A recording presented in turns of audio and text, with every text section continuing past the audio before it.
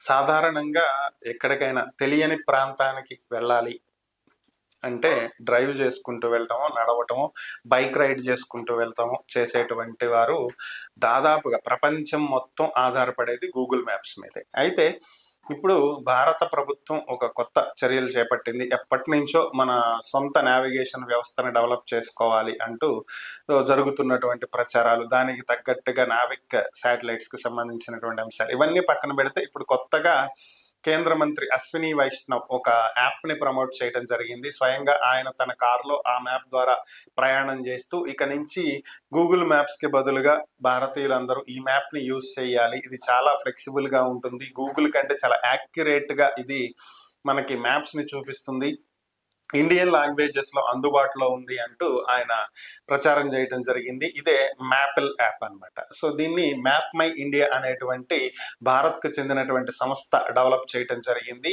3D street view facility ఉన్నటువంటి ఈ app దాదాపుగా గూగుల్ మ్యాప్స్ లానే ఉంటుంది. ప్రస్తుతం ఇండియాలో ఉండేటువంటి ట్రాఫిక్కి, రోడ్ బ్లాక్స్కి వీటికి తగ్గట్టుగా యాప్ని డిజైన్ చేశారని, మెయిన్గా వినియోగదారుల రక్షణ, భద్రత, ట్రాఫిక్లో వాళ్ళు చిక్కుకోకుండా లైవ్ ట్రాఫిక్కి సంబంధించినటువంటి అప్డేట్లు కూడా ఇచ్చే విధంగా అడ్వాన్స్డ్ ఫీచర్స్ తోటి ఈ యాప్ ఉంటుంది అని చెప్పి ఆయన ప్రచారం చేయడం జరిగింది. దీనికి ఆ సంస్థ స్పందిస్తూ కేంద్ర మంత్రి మా యాప్ గురించి ఈ విధంగా చెప్పటం, ప్రచారం చేయటం చాలా సంతోషంగా ఉంది అని చెప్పి వారు కూడా ఆయనకు కృతజ్ఞతలు తెలియజేయడం జరిగింది.